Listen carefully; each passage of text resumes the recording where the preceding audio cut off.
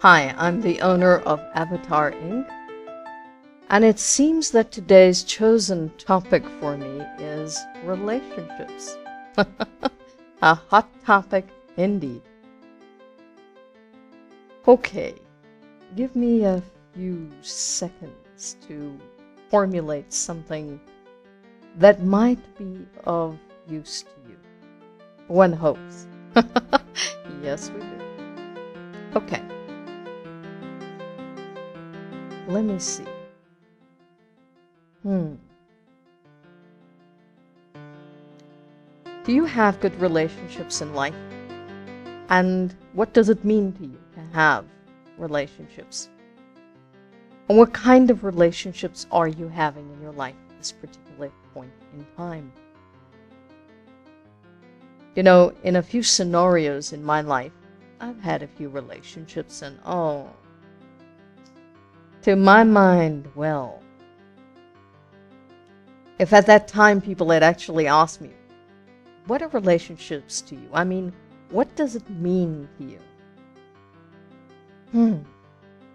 Well, I think at that stage, I would have been really, really hard-pressed to try and identify and explain what relationships were. All I can think of at that time, if anybody had asked me, would be to just say, they are bad, bad, bad.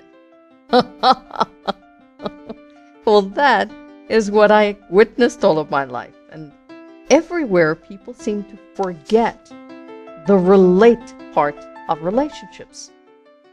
Somehow it seemed to me that those who had relationships of a closer nature, such as with friends, kids, lovers, or they were married, always seemed to bring out the worst in each other. Have you noticed that? And almost always seem to lose so much of themselves because of this relationship between them. Did you by chance notice the same thing?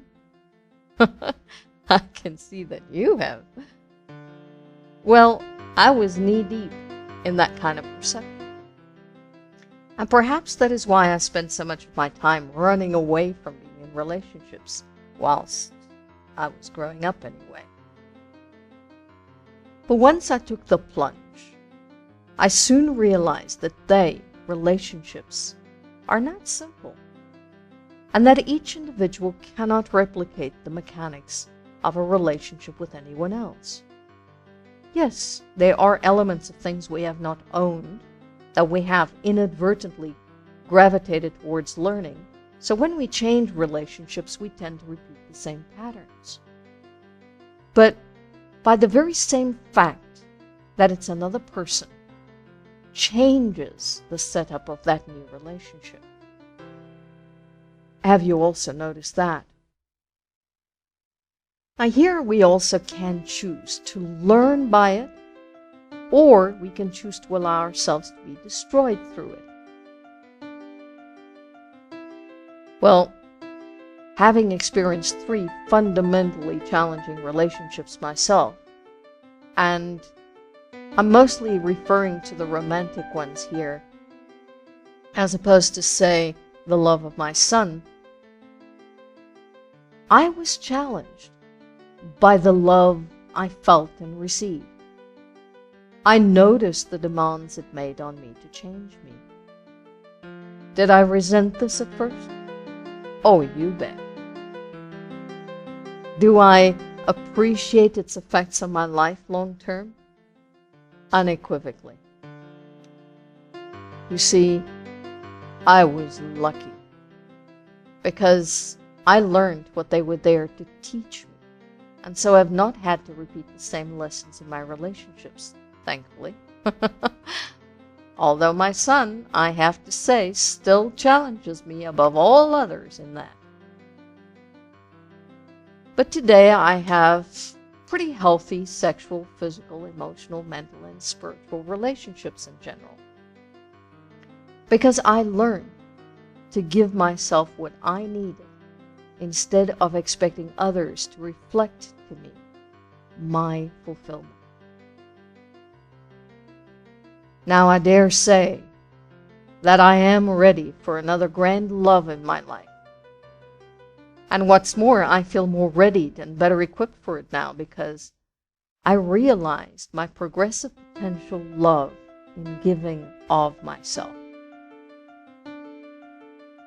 So I hope that in giving of yourselves, whilst in the midst of your relationships, you might like to pay attention to what it is. Ask yourself, what is it that this particular relationship is trying to teach me? And most importantly, what is it trying to teach me about myself? What do I have to give by being in this relationship? And what do I have to gain with this particular individual? Be it a parent, be it a lover, be it a husband, be it a business partner, or a colleague, or someone else's kid, or yours.